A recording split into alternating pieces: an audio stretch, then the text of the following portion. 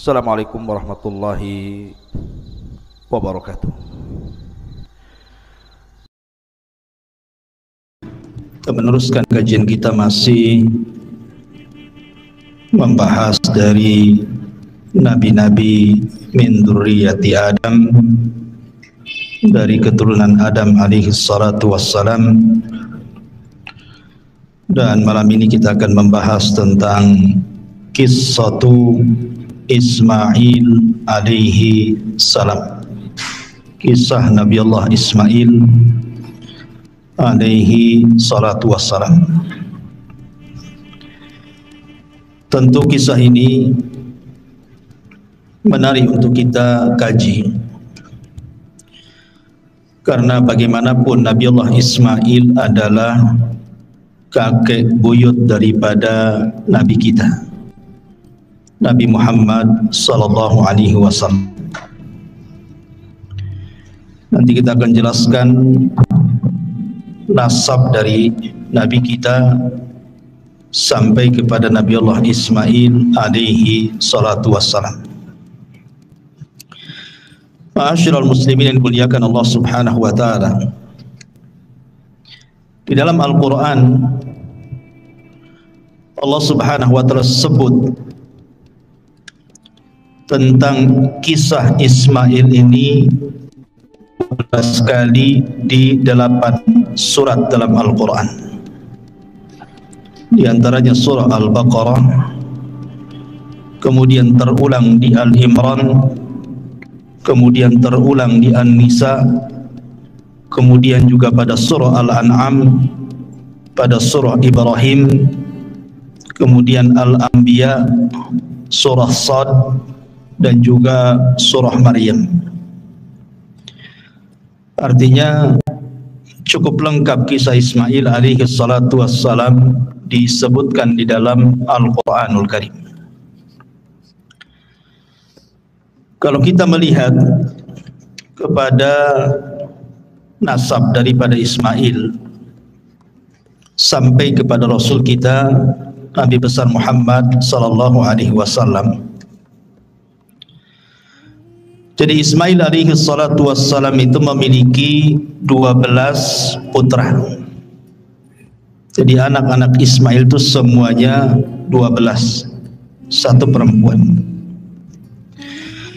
Di antara nama-namanya disebutkan oleh Imam Ibnu Ishaq, seorang pakar sejarah. Di antara anak-anak Ismail itu ada namanya Nabit, kemudian Qaidar, kemudian Misha, kemudian Musmi, kemudian Mashi, kemudian Ad-Daus, kemudian Arur, kemudian Yatur, kemudian Nabish, Tima, Qaidum, dan yang terakhir perempuan namanya Nasma. Ini seluruhnya 12 putra dan satu putri Ismail alaihi salatu wassalam. Lah dari keturunan Ismail itu ada namanya Nabit. Nabit putra Ismail. Nabit ini punya anak namanya Yasjub ibn Nabit. Kemudian Yasjub punya anak namanya Ya'rub ibnu Yasjub ibnu Thabit ibn Ismail. Disinilah keluar kalimat Arab dari Ya'rub. Kemudian Ya'rub punya anak namanya Firah. Kemudian Firah punya anak namanya Nahur. Kemudian Nahur punya anak namanya Muqawwim, dan Muqawwim punya anak namanya Udad. Lah Udad inilah ayahanda daripada Adnan. Artinya Adnan inilah yang disepakati bahwa Nabi SAW nasabnya sampai kepada Adnan. Adnan sendiri punya dua anak. Yang pertama Ma'ad dan yang kedua Ak. Ma'ad ini tinggal di Hijaz, Mekah dan Madinah. Sementara Ak ini menikah dengan orang Yaman, dengan kabilah Asy'ariyun dari keturunan Qahtan. Dan Qahtan itu kabilah bagian daripada Jurhum, artinya masih keturunan Arab. Sehingga kemudian Adnan inilah yang menyatukan antara Arab Yaman dan Hijaz, karena Ak putranya menikah dengan salah satu putri Yaman dari keturunan Qahtan Asy'ariyin, sementara Ma'ad ini tinggal di Hijaz. Lah kalau kita melihat nasab Nabi SAW, kita lihat Nabi SAW namanya Muhammad ibnu Abdullah ibni Abdul Muttalib ibni Hashim ibni Abdul Manaf ibni Qusay ibni Kilab ibni Murrah ibni Ka'ab ibni Lu'ay ibni Khuzaimah ibni Mudrikah ibni Ilyas ibni Mudhar ibni Nizar ibni Ma'ad. Dan Ma'ad tadi saya katakan putra siapa? Adnan. Dari Adnan kemudian naik lagi Udad ibni Muqawwim ibni Nahur ibni Firah ibni Ya'ruf ibni Yasjub ibni Nabit ibni Ismail, baru Ismail ibni Ibrahim. Dari sini nyambung bahwa Ismail adalah kakek buyut daripada Nabi kita Muhammad SAW. Jadi yang kita akan ceritakan ini Nabi yang mulia, karena bagaimanapun Ismail adalah kakek buyut Nabi kita. Kita harus tahu sejarahnya. Ma'asyiral muslimin yang dimuliakan Allah Subhanahu wa taala, sepakat para ahli sejarah bahwa nabi-nabi sebelum Ibrahim itu semua keturunan Nuh alaihi salatu wassalam. Tetapi setelah Ibrahim alaihi salatu wassalam diutus, maka tidak ada nabi dan rasul satu pun kecuali keturunan Ibrahim. Jadi kalau sebelum Ibrahim, sepakat ulama sejarah bahwa para nabi keturunan daripada Syam, putra Nuh. Tetapi setelah Ibrahim diutus, maka tidak ada nabi dan rasul kecuali turunan Ibrahim. Makanya Ibrahim disebut Abul Anbiya, bapaknya para nabi. Lah Ibrahim sendiri memiliki banyak anak sebenarnya, karena istrinya juga banyak. Walaupun yang masyhur dia menikah dengan dua wanita, Hajar dan Sarah kan gitu ya. Tapi ada wanita lain dinikahi Ibrahim punya anak. Putra Ibrahim itu antara 7 sampai 8, tetapi yang masyhur adalah Ismail dari istrinya Hajar dan Ishak dari istrinya Sarah. Kemudian dari Ishak lahirlah seorang nabi juga namanya Yakub. Dan dari Yakub ini lahir 12 keturunannya, salah satunya Nabi Yusuf alaihi salatu wassalam. Dan dari 12 ini berkembang biak dan disebut dengan Bani Israel.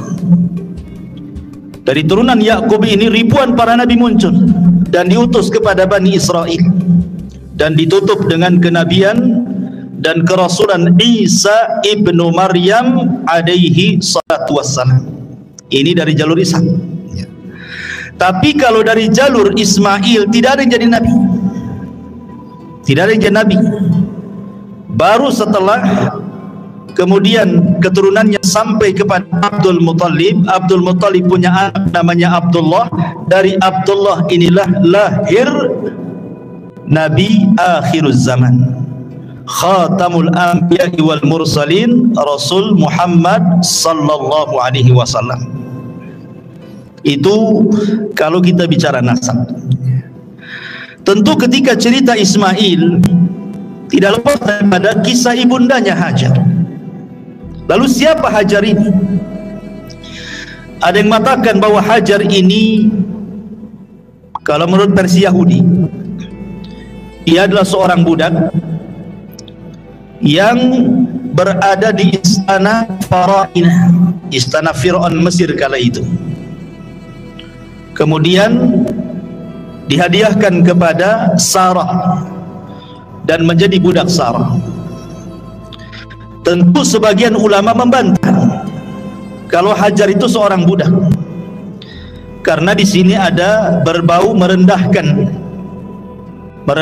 kepada Nabi kita Muhammad sallallahu alaihi wasallam, seolah-olah dia turunan budak, dan seolah-olah Sarah itu lebih afdal dibandingkan Hajar, dan seolah-olah Yahudi lebih afdal dibandingkan Islam. Nanti menuju ke situ, sehingga orang-orang Yahudi di dalam kitabnya At-Takwim itu mereka mengatakan seperti itu.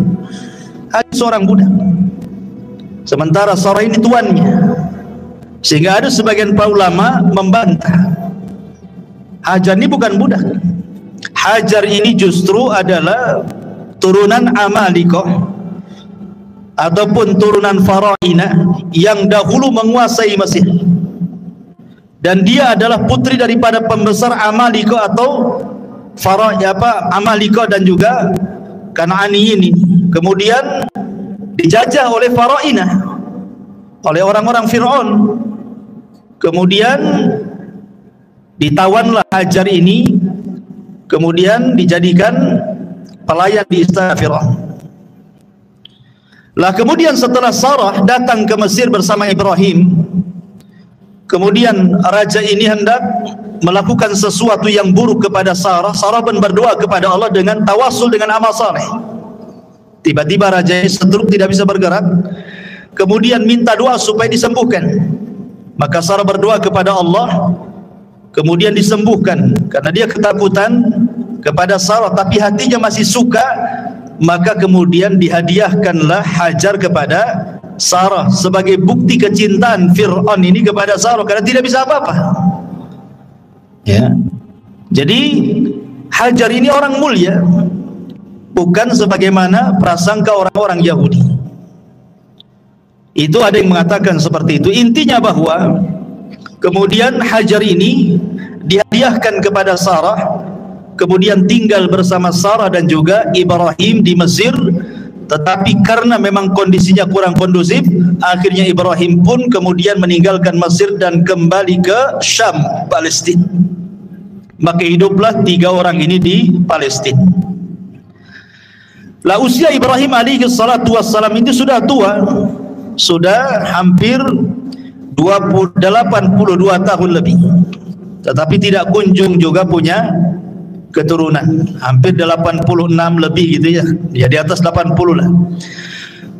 Tidak punya keturunan juga, tetapi Ibrahim terus berdoa kepada Allah Subhanahu wa taala, dan Sarah tahu bahwa Ibrahim itu pengen punya keturunan.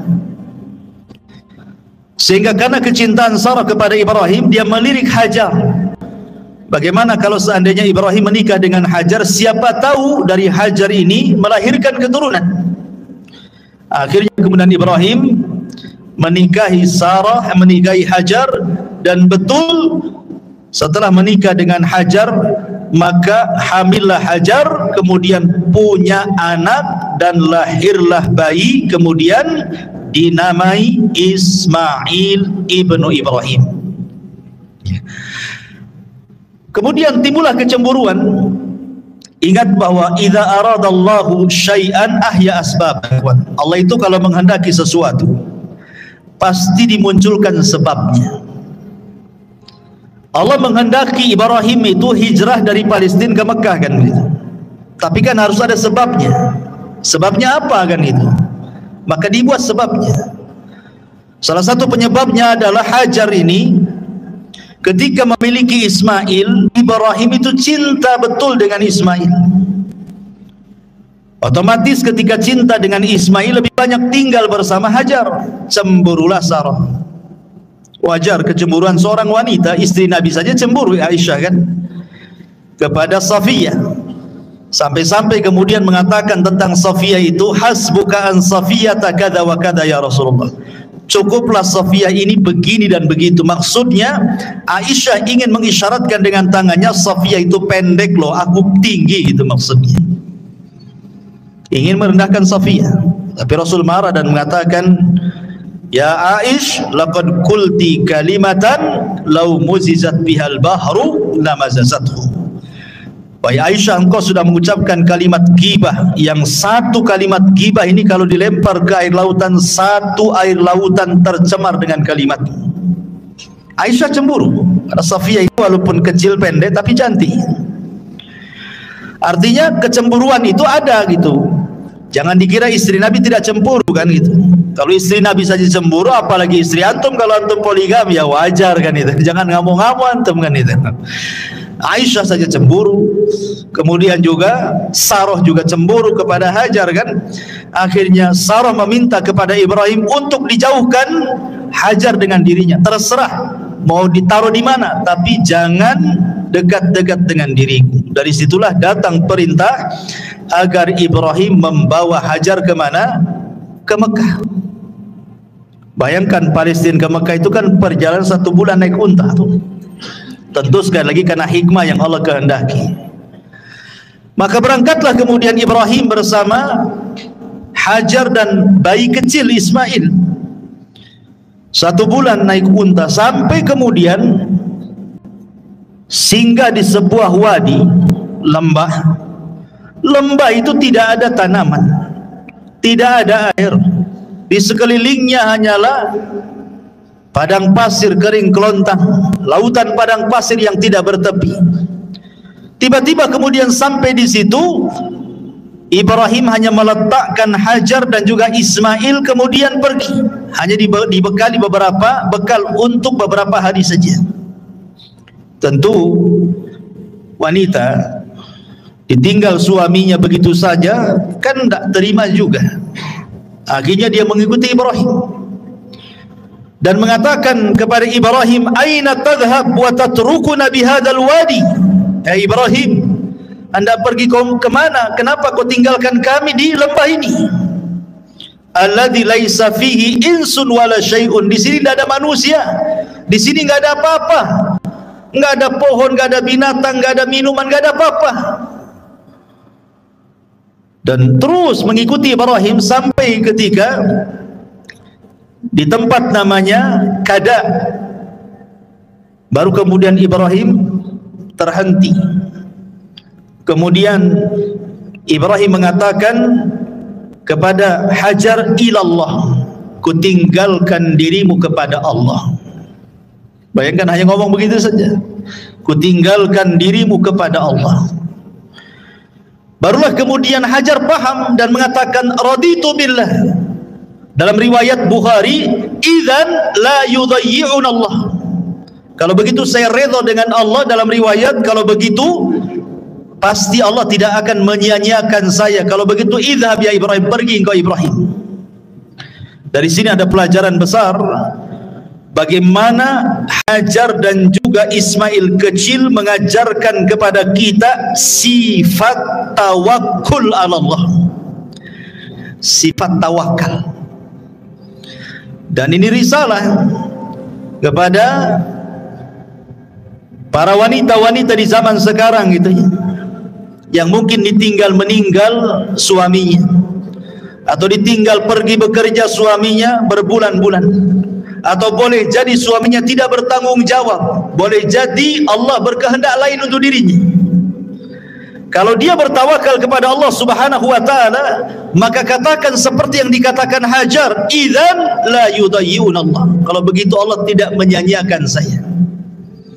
Ini risalah kepada siapapun yang sedang kesulitan ekonomi, dipecat dari pekerjaannya, memilih bekerja yang halal dan meninggalkan yang haram. Katakan idzan lan yudayyi'un Allah. Katakan Allah tidak menyia-nyiakan saya. Begitulah tawakal yang diajarkan Ummu Ismail kepada kita. Tapi Ibrahim juga ketika meninggalkan istrinya Hajar dan putranya itu juga mengadu kepada Allah. Kenapa begini perintahnya gitu ya? Kenapa nggak ada perintah lain saja? Makanya kemudian dia setelah jauh meninggalkan Hajar dan sudah tidak terlihat Hajar dan sudah sampai di perbatasan, kemudian dia menghadap wajahnya menuju al-bait dan berdoa, dan Al-Quran menyebutkan doanya apa? Inni askantu min dzurriyyati biwadin ghairi dzi zar'in 'inda baitakal muharram. Ya Rabb, kenapa aku meletakkan dari keturunanku di sebuah lembah yang tidak ada tanaman, di sisi baitmu, rumahmu yang sangat mulia. Kemudian Ibrahim alaihi salatu wassalam terus berdoa kepada Allah Azza wa Jalla. Tetapi bagaimanapun Allah menghendaki yang lain. Terkadang ada kaedah, man taraka syai'an lillahi awadallahu khairan minhu. Barang siapa yang meninggalkan sesuatu karena Allah, pasti Allah akan mengganti sesuatu itu dengan sesuatu yang jauh lebih baik lagi. Boleh jadi kalau seandainya Hajar tetap bersama Ibrahim di Palestina dan Sarah, tentu kehidupannya akan seperti itu saja kan, kecemburuan dan begitu seterusnya kan. Tetapi ketika kemudian dia rela meninggalkan Ibrahim dan juga istri pertamanya, harus ditempatkan di sebuah tempat, semua karena Allah, dan dia yakin Allah tidak menyia-nyiakan dirinya. Akhirnya kemudian justru itulah awal sejarah yang tidak pernah bisa dilupakan umat manusia sampai sekarang. Sekarang yang banyak diceritakan Hajar bukan Sarahnya kan? Karena berkat sejarah Hajar inilah ada manasik haji. Ya, ada manasik haji. Di antara manasik haji itu adalah perbuatan Hajar ketika dia mencari air dari Bukit Safa ke Marwah. Kemudian ada air Zam-Zam. Tetapi kisah Sarah kan hanya sampai di situ. Tetapi kisah Hajar dikenal, bahkan meninggalkan ibadah yang luar biasa kepada kita, termasuk juga peninggalan ma'u Zam-Zam, air yang luar biasa berkahnya di permukaan bumi. Sampai hari ini kita bisa menikmati air itu bagi siapa yang datang ke Mekah Al-Mukarramah untuk haji ataupun umrah. Luar biasa. Jadi jangan takut kalau orang meninggalkan sesuatu karena Allah, itu pasti Allah akan ganti sesuatu itu yang lebih baik lagi. Seseorang bekerja di tempat yang penuh dengan riba, dia tahu riba haram, maka sedikit-sedikit dia keluar dari situ mencari yang halal. Insya Allah ternyata yang halal lebih tenang, boleh jadi lebih berkah dunia dia dan akhirat dia. Jangan takut meninggalkan sesuatu karena Allah subhanahu wa ta'ala, karena Allah tidak mungkin menyia-nyiakan hambanya yang meninggalkan karena dia. Ma'asyiral muslimin yang dimuliakan Allah Azza wa Jalla, ketika kemudian Hajar sudah ditinggalkan oleh Ibrahim bersama putranya Ismail, habis bekalnya, hanya beberapa hari saja. Apalagi yang dihajatkan seseorang di tengah padang pasir itu adalah minuman. Minuman sudah tidak ada, mereka hampir kehausan. Anda bayangkan, seolah-olah Ibrahim ini secara kasat mata sengaja membiarkan kedua manusia ini suruh mati. Tetapi bukan itu kehendak Ibrahim, ini semua kehendak Allah. Allah kalau menghendaki sesuatu pasti ada hikmah di dalamnya. Makanya ketika itu Ismail ditinggalkan oleh Hajar mencari air ke sana kemari. Naiklah dia ke Bukit Safa. Kemudian nampak ada air macam fata morgana di Marwah, lari dia ke Marwah. Saking paniknya si bolak-balik saja itu, Safa Marwah sampai 7 kali putaran. Dia khawatir dengan putranya Ismail karena mendengar dia menangis. Saat dia pulang dan hendak melihat Ismail, dia mendengar suara. Rupanya suara itu datang daripada Jibril yang datang hendak menolong keduanya.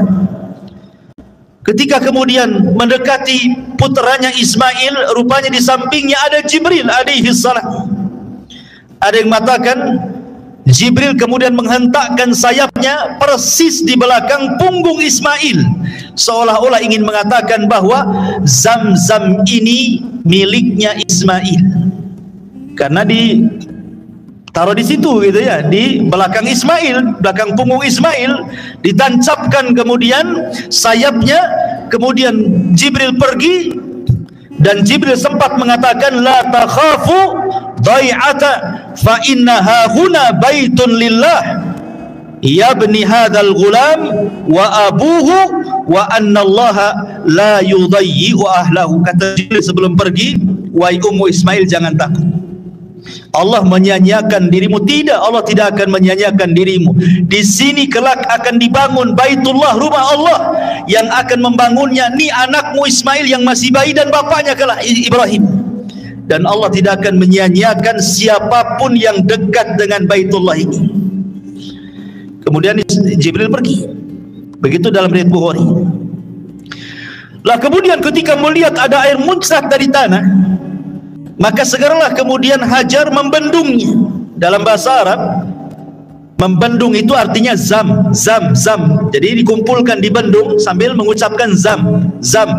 Maka kemudian air itu menjadi zam-zam. Sampai kata Nabi SAW, kalau seandainya Ummu Ismail tidak membendung zam-zam, niscaya zam-zam itu akan memenuhi seluruh padang pasir satu Arab tuh.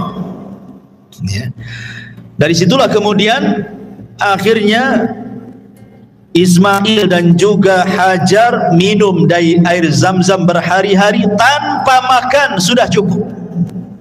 Ya, karena air zam-zam itu disabdakan oleh Nabi SAW.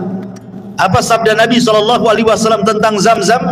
Zam-zam ini adalah ta'amu tu'min wa syarabu sukmin, kata Rasul. Zam-zam ini adalah makanan yang bisa dikonsumsi dan minuman bagi orang yang punya penyakit, untuk mengobati sakit. Jadi walaupun minum air zam-zam itu sudah kenyang, bahkan dikisahkan dari sahabat Abu Dzar Al-Ghifari radhiyallahu anhu. Jadi Abu Dzar Al-Ghifari itu pernah 1 bulan ketika safar, habis bekal makanannya, tinggal air zam-zam. Akhirnya kemudian dia minum saja air zam-zam 3 hari sehari. Rupanya kata Abu Dzar, hatta samintu, sampai aku gemuk gara-gara minum terus air zam-zam. Enggak makan dia 30 hari. Abu Dzar Al-Ghifari radhiyallahu an tidak makan, hanya minum saja 30 hari. Kata dia, aku minum terus selama 30 hari dalam safarku sampai aku gemuk, tidak ada satupun badan kecuali gemuk, gitu ya. Bayangkan coba. Ya, dan zam-zam itu harus diyakini sebagai obat. Jangan katakan coba-coba. Saya ingin cobalah menyembuhkan penyakit dengan zam-zam. Jangan dicoba air zam-zam itu. Air zam-zam itu bukan percobaan. Air zam-zam itu wahyu. Air berkah, nggak usah dicoba. Langsung diimani, langsung diyakini bahwa dia adalah obat untuk segala penyakit. Minum saja, bismillah. Tawakal kepada Allah, ikhlas kepada Allah. Jangan coba-coba. Kalau coba itu ragu-ragu artinya. Jangan main coba-coba. Langsung bismillah, tawakal ala Allah, yakin, ikhlas, ya. Insyaallah. Zam-zam itu sebagaimana sabda Rasul, ta'amu tu'min wa syarabu sukmin. Dia adalah makanan sekaligus juga obat. Bahkan bisa mengabulkan niat peminumnya. Ma'u zam-zam lima syuribalahu. Air zam-zam itu akan mengabulkan setiap peminumnya. Maka akhirnya kemudian berhari-hari, entah berhari-hari entah berbulan-bulan tidak disebutkan, sampai akhirnya datanglah dari arah Yaman rombongan kabilah dari Jurhum. Mereka kehabisan minuman tapi banyak makanan. Percuma saja banyak makanan, tidak ada minum, bisa mati di padang pasir, ikhwan. Akhirnya dari kejauhan melihat ada ta'ir, ada burung. Sebagaimana riwayat Bukhari, ada burung dan burung itu menandakan ada air. Maka kemudian didekati, rupanya suku Jurhum ini sampailah ke sumur Zam-Zam yang kemudian ditempati Hajar dan juga putranya Ismail. Suku Jurhum ini orang baik, orang Yaman. Makanya Rasul mengatakan ahlul Yaman itu araqul qulub, lembut hatinya. Kalau mau berbuat jahat, merebut air, bisa saja Hajar dibunuh. Tetapi Jurhum ini kabilah yang baik. Dia datang baik-baik, meminta baik-baik air Zam-Zam itu. Akhirnya kemudian Hajar memberikan dengan cara barter, kau beri kali kami makanan, kami beri kau air. Akhirnya kemudian deal kan itu ya. Dari situlah kemudian Ismail dan Hajar bisa makan, bisa minum dari berkahnya air Zam-Zam itu. Setiap datang suku Jurhum, maka barter dengan makanan. Jadi tidak pernah kelaparan. Itulah makna daripada kalimat Hajar ketika Ibrahim pergi. Kalau begitu, pergi kau. Allah tidak menyia-nyiakan diriku. Wa man yatawakkal 'ala Allah fahuwa hasbuh. Barang siapa yang bertawakal kepada Allah, Allah yang kasih kecukupan dia. Akhirnya kemudian lama-lama suku Jurhum pun meminta kepada Hajar untuk memboyong keluarganya dan tinggal di situ, karena memang air saat itu sangat langka. Senang mereka tinggal di situ. Maka lambat laun kemudian suku Jurhum tinggal di sekitar Zam-Zam. Kemudian hari demi hari, bulan demi bulan, tahun demi tahun, ramailah di sekitar Zam-Zam itu kabilah Jurhum. Ismail pun mulai membesar, kemudian belajar bahasa Arab kepada suku Jurhum. Jadilah Ismail musta'rab, bukan orang Arab, belajar bahasa Arab, fasih pula dia bahasa Arab. Makanya sering saya katakan, kalau antum orang Indonesia fasih berbahasa Arab, berarti antum Arab. Walaupun antum turunan Arab Yaman, tapi tak bunyi bahasa Arab, antum bukan Arab. Menang muka saja Arab. Ya, bahasa Arab tak bisa, bukan Arab antum. Walaupun ngaku Habib sekalipun, kalau tidak punya bahasa Arab, bukan Arab. Tapi kalaupun antum hitam pesek hidungnya persis kayak orang Melayu, tapi bahasa Arabnya mantap kayak Ismail, antum Arab. Paham ya? Ismail bukan orang Arab, orang Ajam, dia orang Palestina, lahir di sana. Tapi belajar bahasa Arab ke suku Jurhum, makanya ulama mengistilahkan musta'rab. Orang Arab yang bukan Arab pasti bahasa Arab, makanya dia Arab, gitu ya. Di situ kaidahnya muncul. Ya. Ma'asyiral muslimin yang dimuliakan Allah Subhanahu wa taala. Akhirnya kemudian Ismail pun besar-besar di situ. Ketika usianya belasan tahun, tentu Ibrahim selaku orang tua kan wajarlah kangen ingin berjumpa dengan Ismail yang sudah lama ditinggalkan, sudah belasan tahun. Makanya kemudian ketika kemudian Ibrahim alaihi salatu wassalam safar dari Palestina menuju Mekah, ingin berkunjung dan melihat istri dan juga putranya yang sudah belasan tahun itu. Akhirnya kemudian Ibrahim pun sampai. Ketika sampai itulah kemudian Ibrahim alaihi salatu wassalam dimimpikan malam harinya. Apa mimpinya? Inni ara fil manami anni adbahuka fanzur madza tara. Wa Ibrahim, wa Ismail, ayahmu bermimpi semalam bapakmu menyembelih dirimu. Betul-betul menyembelih dalam mimpinya itu. Bagaimana pendapatmu? Ya. Maka Ismail alaihi salatu wassalam, orang yang terdiri dari ummu Ismail, wanita yang paling tawakal. Makanya kemudian Ismail tanpa ada keraguan mengatakan, ya abatif al ma tu'mar satajiduni insyaallahu minas sabirin.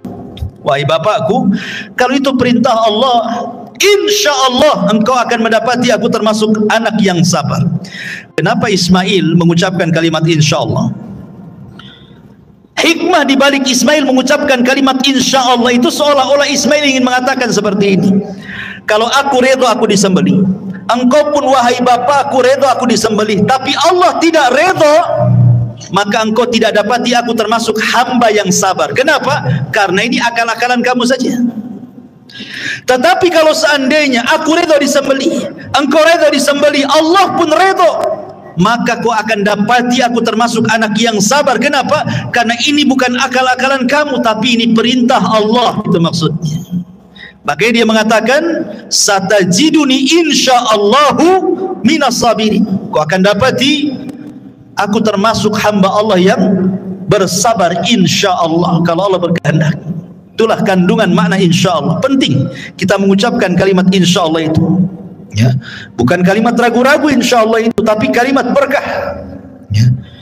Karena biasanya di masyarakat kalau sudah main-main insyaallah itu dimain-mainkan itu, seolah-olah ragu-ragu kan, besok datang nggak ya? Karena nggak mau datang, cuman bilang nggak mau datang, malas, takut tersinggung, main insyaallah kan? Insyaallah katanya. Padahal memang niatnya sudah niatnya nggak mau datang. Insyaallah katanya. Gitu ya. Bisa saja insyaallah lah datang. Tapi kalau sudah memang nggak niat datang, bilang aja saya nggak datang besok. Kecuali kalau antum janji mau datang, itulah penting mengucapkan insyaallah kan. Karena ketika antum janji mau datang, bisa saja di jalan macet, bisa saja di jalan kecelakaan, bisa saja ada masalah, maka baru kemudian ucapkan kalimat insyaallah. Baik, ma'asyiral muslimin yang dimuliakan Allah Azza wa Jalla. Maka akhirnya kemudian Ibrahim pun betul-betul menyembelih Ismail, dan ini sudah saya kisahkan panjang lebar di sini. Bagaimana Ibrahim betul-betul menggorok loh leher Ismail itu, tapi Allah buat pisau yang tajam jadi tumpul, jadi digini-gini tetap saja nggak berdarah-darah tuh. Dari situ Allah melihat kesungguhan Ibrahim sudah melaksanakan perintahnya lewat mimpinya, karena mimpi seorang nabi itu wahyu masalahnya. Maka Allah Subhanahu wa taala langsung mengirim penyeru dan menyeru dari langit dan mengatakan, ya ayya Ibrahim qad saddaqta ru'ya, wahai Ibrahim kau sudah membenarkan mimpi. Maka disitulah Allah katakan, wa fadainahu bidzibhin azim wa taraknahu lil akhirin, kami ganti Ismail dengan kambing gibas, dan akan menjadi cerita bagi orang-orang setelahnya sampai hari ini. Kisah itu diceritakan dan menjadi syariat bagi umat Islam tentang kurban ya. Ma'asyiral muslimin yang dimuliakan Allah Azza wa Jalla, selesai kisah penyembelihan ini, maka kemudian Ibrahim balik lagi ke Palestina. Ismail kemudian menjadi laki-laki yang tumbuh dewasa gitu. Lah setelah Ismail kemudian tumbuh dewasa, maka Allah takdirkan Hajar meninggal dunia di usia yang sudah tua juga, 80 tahunan ke atas Hajar meninggal. Kemudian Ismail tertarik dengan wanita Jurhum, menikahlah Ismail dengan wanita Jurhum. Masalahnya disebutkan di dalam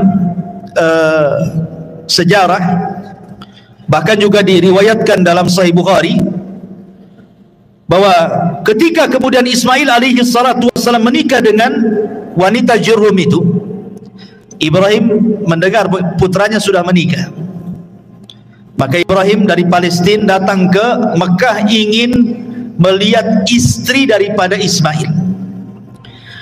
Kemudian ketika dia berkunjung kepada rumah Ismail, Ismail sedang pergi, sedang mencari kerja, sedang mencari maisha.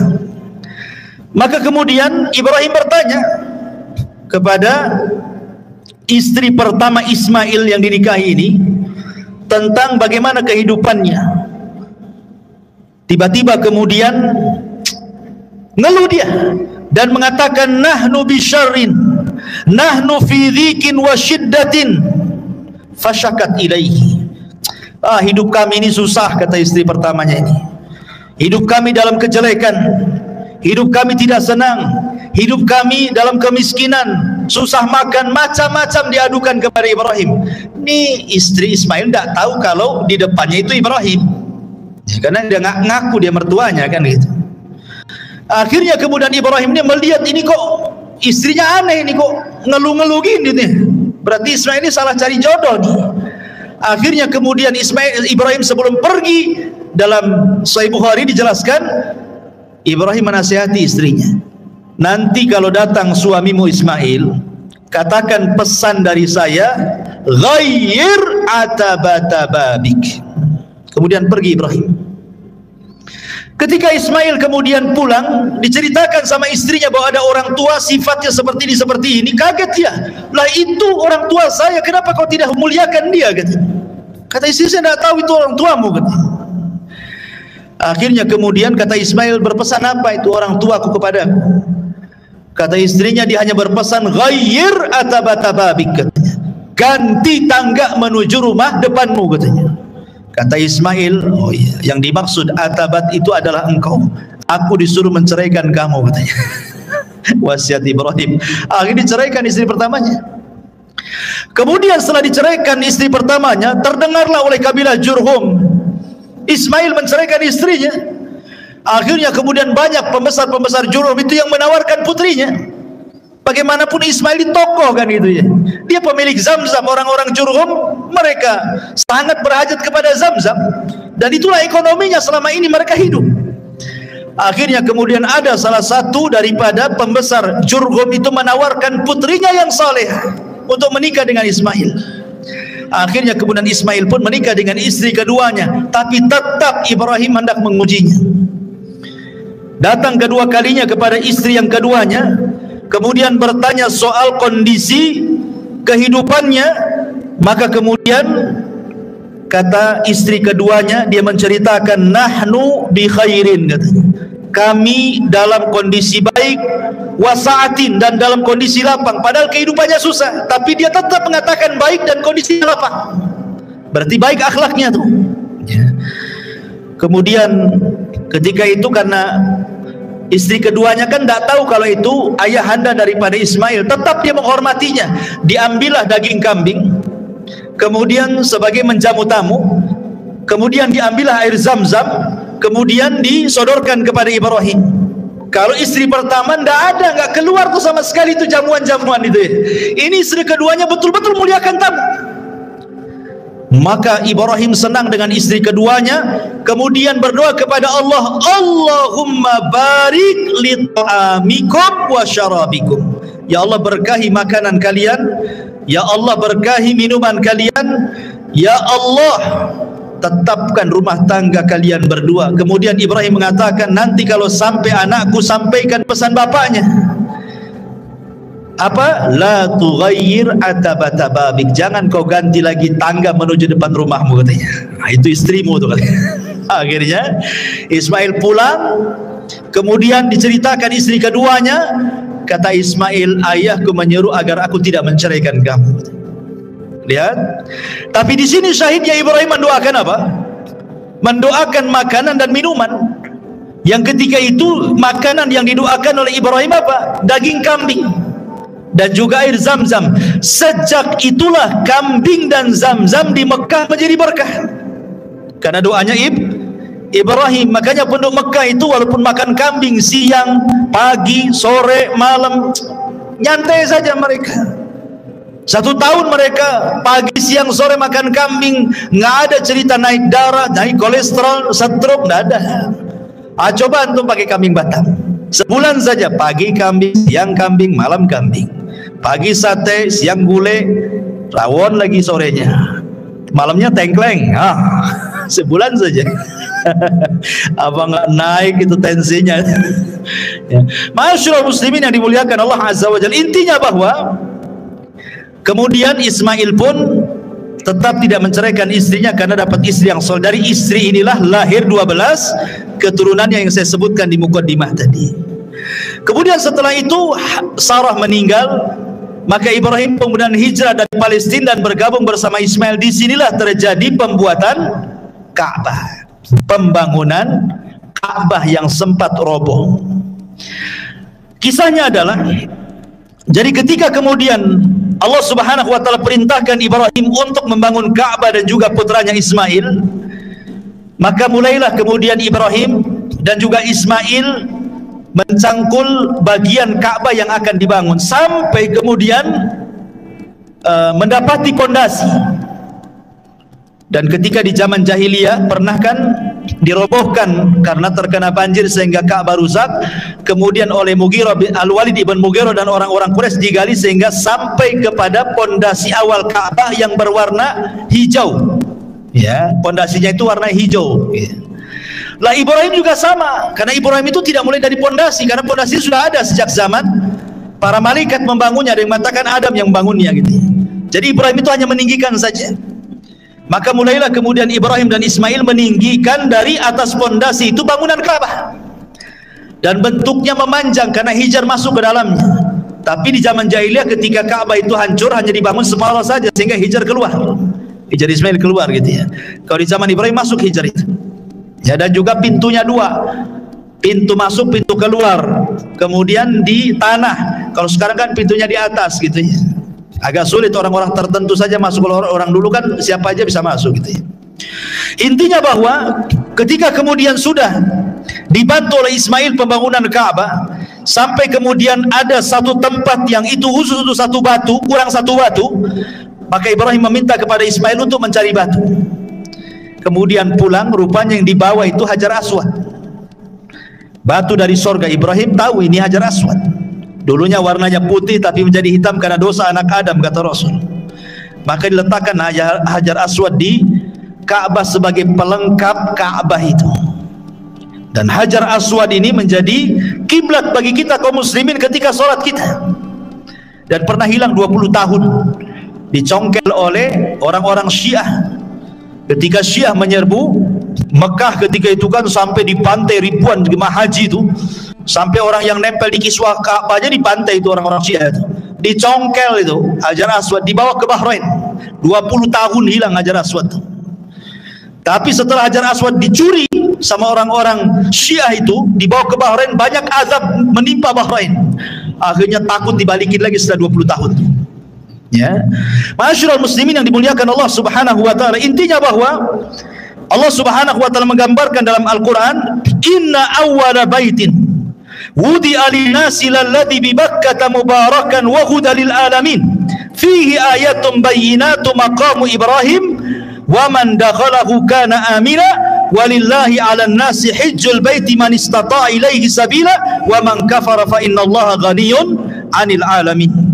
Sesungguhnya rumah yang mula-mula dibangun untuk tempat beribadah manusia adalah Baitullah yang ada di Bakkah ataupun Mekah, yang diberkahi dan menjadi petunjuk bagi semua manusia. Di sana terdapat tanda-tanda yang jelas, di antaranya makam Ibrahim. Barang siapa memasuki Baitullah, amanlah dia. Dan di antara kewajiban manusia terhadap Allah adalah melaksanakan ibadah haji ke Baitullah, yaitu bagi orang-orang yang mampu mengadakan perjalanan ke sana. Barang siapa yang mengingkari kewajiban haji, maka ketahuilah Allah Maha Kaya bagi seluruh alam semesta.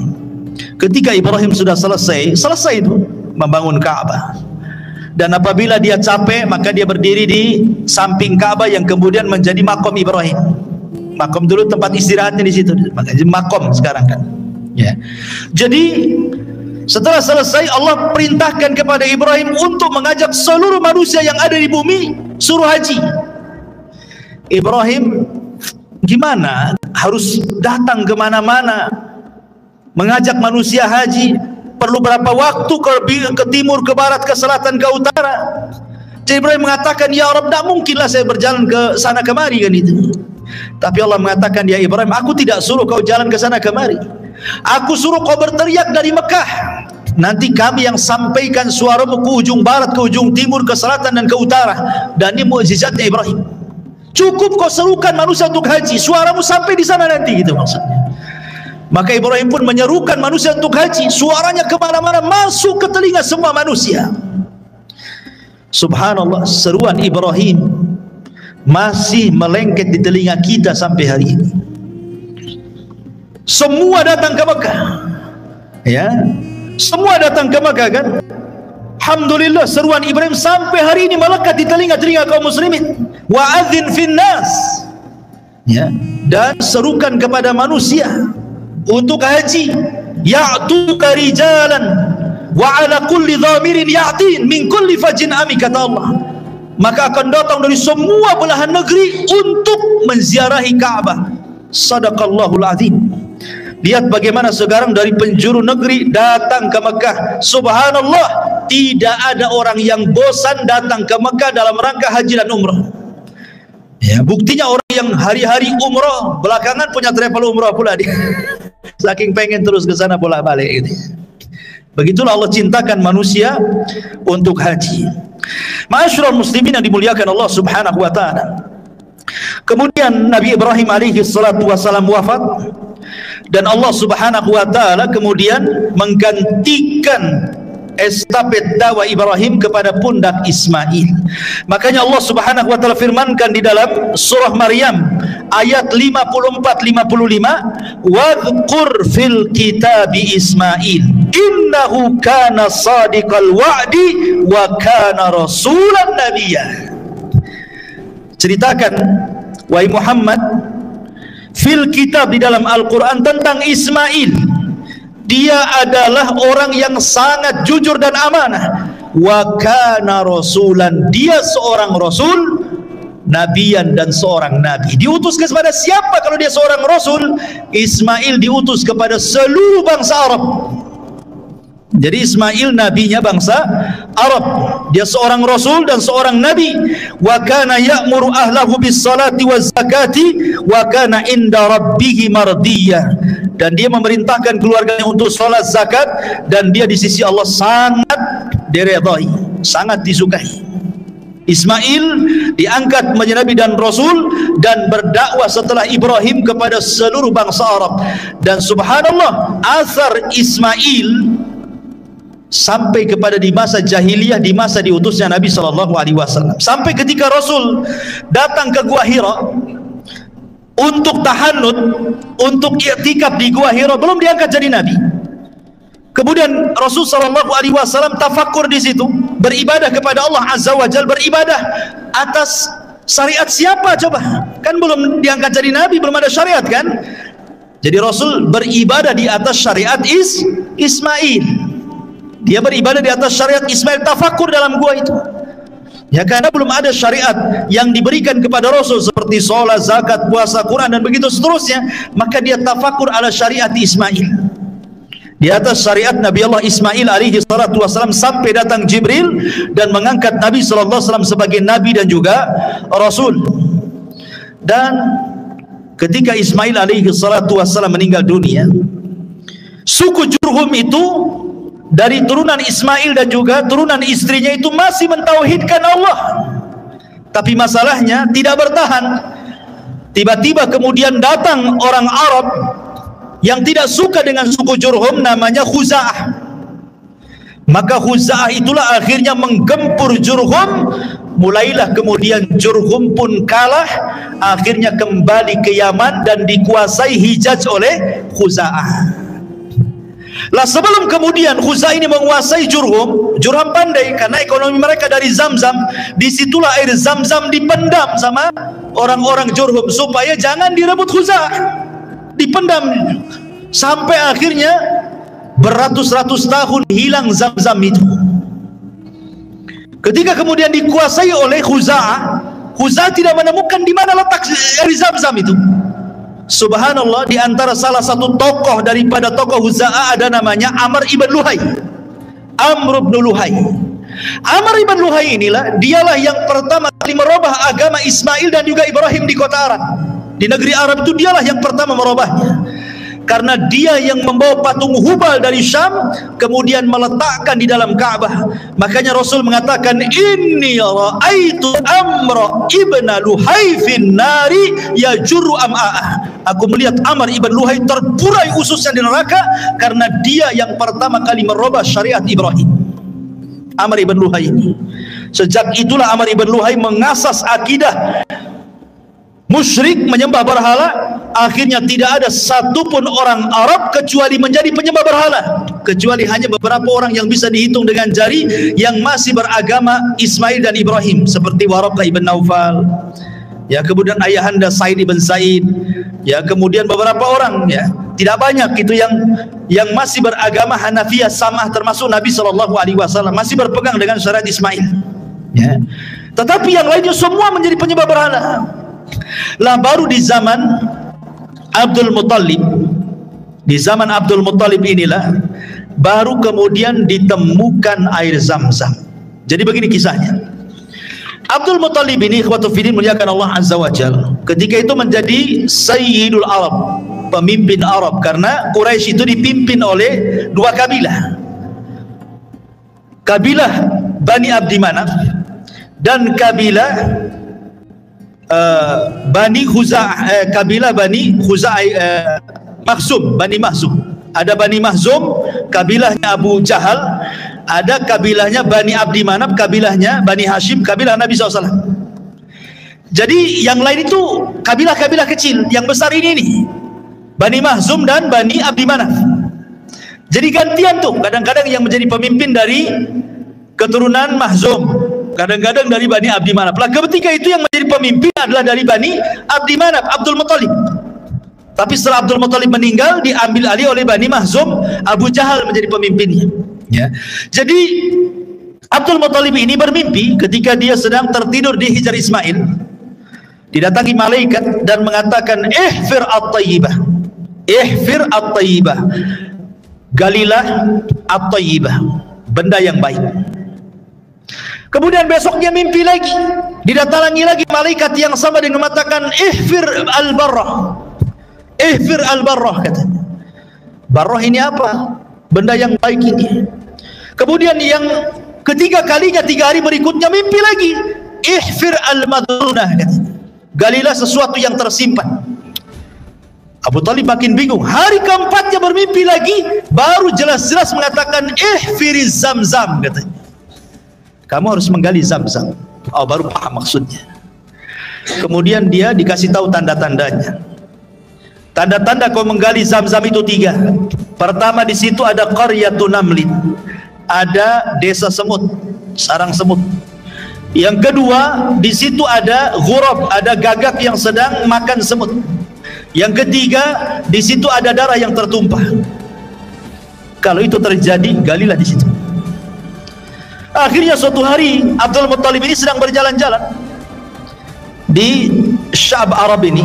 Rupanya dia melihat kok banyak semut di situ. Kemudian dia melihat ada gagak yang sedang matu-matu semut itu. Tiba-tiba ada unta lari dikejar oleh tuannya, sedang kabur unta itu. Rupanya unta itu tertangkap persis di sarang semut itu, kemudian oleh pemiliknya langsung disembelih. Tertumpahlah darahnya di situ. Dia teringat mimpinya tuh. Oh, ya jangan-jangan di sini, karena mimpinya persis kayak gitu kan. Sarang semut, ada gagak, ada tumpahan darah di situ. Ah, jangan-jangan di sini dia. Ketika itu Abdul Muttalib belum punya anak banyak, cuma satu namanya Al-Harith. Karena belum punya nazar ketika itu. Akhirnya sama Al-Harith diajak, ayo kita gali di sini, jangan-jangan di Zamzam nih. Digalilah berdua. Orang-orang Arab membiarkan, disangkanya Abu Talib dia ngapain, mimpi saja cari Zamzam itu, katanya. Rupanya ketika digali-digali, nampak pondasinya, pondasi Zamzam itu. Bertakbirlah Abdul Muttalib, Allahu Akbar, Allahu Akbar. Oh, datang kabilah-kabilah Quraisy. Tiba-tiba setelah ditemukan Zamzam, kabilah Quraisy mengatakan kepada Abdul Muttalib dan mengatakan, ya Abdul Muttalib, kami semua adalah Bani Ismail, keturunan Ismail. Kami juga punya hak dengan Zamzam ini. Bayangkan, ketika menggali mereka nengokin, sudah ketemu, mereka mengaku itu Zamzam kami juga, katanya. Karena kami semua keturunan Ismail dan ini adalah Zamzamnya Ismail, katanya. Kata Abdul Muttalib, tidak bisa. Aku yang menemukannya, ini dikhususkan untukku. Kata mereka, tidak bisa. Kalau engkau tidak berbagi dengan kami, kami siap perang, katanya. Oh, ngajak perang. Akhirnya kemudian kata Abdul Muttalib, apa enggak ada pendapat yang lebih baik kecuali harus perang? Kata mereka, kalau begitu kita harus datang kepada orang pintar dari Bani Sa'ad, dari Hudzail, katanya. Di situ ada dukun sakti. Biar dukun itu menentukan apakah Zamzam itu milikmu atau milik kita semua, katanya. Akhirnya masing-masing kabilah mengutus beberapa utusan. Ini Bani Hudzail, Bani Sa'ad ini di ujung Syam loh, perbatasan Syam. Sementara orang-orang ini di Hijaz. Kalau mereka mau datang ke dukun yang ada di perbatasan Syam itu, harus melewati berbulan-bulan padang pasir. Coba bayangkan coba. Hanya ingin nemuin dukun aja tuh. Berangkatlah mereka. Subhanallah, di tengah jalan kehabisan bekal, kehabisan minum, banyak mati. Sehingga hanya beberapa orang saja yang masih hidup. Akhirnya mereka pun sudah tidak bisa lagi melanjutkan perjalanan dan hampir menguburkan hidup mereka sendiri karena tidak sanggup lagi, masih jauh perjalanan. Sementara air sudah nggak ada. Kemudian mereka mengatakan, kata Abdul Muttalib, sebaiknya kita berpencar saja. Kita cari air, mudah-mudahan mungkin di sekitar sini ada air, masing-masing gak dapat rezeki gitu. Akhirnya berpencarlah mereka. Qadarullah, ketika Abdul Muttalib hendak pergi, ketika dia menginjak padang pasir sandalnya itu, ketika diangkat keluar air. Akhirnya mereka pun minum dari situ. Mereka ditolong oleh Abdul Muttalib lagi nih. Dari situlah mereka mengatakan, sudahlah Abdul Muttalib, tidak perlu kita datang ke dukun, kami menyerah, Zamzam itu milikmu karena engkau sudah menolong kami semua di sini. Balik lagi, tidak jadi ke dukun. Dari situlah Zamzam miliknya Abdul Muttalib. Tapi masalahnya Abdul Muttalib sudah tahu nih, kalau dibiarkan dia meninggal bisa masalah Quraisy, perang nih gara-gara Zamzam. Disitulah dia bernadar. bernadar kepada Allah agar diberikan anak 10 untuk menjaga Zamzam, dan sebagai imbalannya 1 di antara mereka akan aku korbankan. Allah takdirkan dipenuhi nazarnya. Abdul Muttalib pun punya anak 10, salah satunya namanya Abdullah, ayahanda Nabi. Ketika sudah pada remaja, Abdul Muttalib lupa dengan nazarnya bahwa dia harus mengorbankan salah satu dari 10 anaknya. Tetapi kemudian diingatkan, hai Abdul Muttalib, kau sudah berjanji akan mengorbankan salah satu putranya. Dikurahlah anak-anaknya. Subhanallah, yang kena pula Abdullah. Abdullah itu anak yang paling dicintai Abdul Muttalib dan disayangi orang-orang Quraisy. Makanya orang-orang Quraisy mengatakan, gak usahlah disembelih Abdullah itu, kau datang aja ke dukun lagi, mungkin ada solusi yang lain katanya. Datanglah Abdul Muttalib ke dukun. Kata dukun, cobalah dikocok kayak arisan katanya. Ya, tulis 2 dalam 2 kertas, 1 nama Abdul Muttalib, 1 10 unta. Kocok siapa yang keluar, kalau 10 unta berarti selamatlah Abdullah. Kau sembelih 10 unta, bagikan fuqara wal masakin katanya. Dikocok, keluar Abdullah. Lah, keluar Abdullah. Akhirnya kemudian pasang lagi 10 ekor unta. Dikocok, Abdullah lagi keluar, pasang lagi 10 ekor unta. Sampai akhirnya 10 kali pasang. Berarti sudah 100 ekor unta tuh. Baru keluar unta. Akhirnya dia terpaksa menyembelih 100 ekor unta loh ya. Diberikan kepada fuqara wal masakin dan tidak jadi menyembelih Abdullah. Dari situlah 100 ekor unta menjadi diat pembunuhan. Kalau ada orang membunuh, kisos. Kalau tidak dikisos, bayar 100 ekor unta. Jadi dia. Nah, makanya Nabi SAW disebut Ibnu Dzabihataini, anak dari 2 orang yang akan disembelih. Pertama ayahandanya Abdullah, yang kedua Ismail, kakek buyutnya, putra daripada Ibrahim alaihi salatu wassalam. Wallahu alam. Sampai di sini kisah Nabi Allah Ismail alaihi salatu wassalam, kakek buyut Nabi kita yang mulia alaihi salatu wassalam. Subhanakallahumma bihamdika asyhadu an la ilaha illa anta astaghfiruka wa atubu ilaik. Allahu ta'ala. Assalamualaikum warahmatullahi wabarakatuh.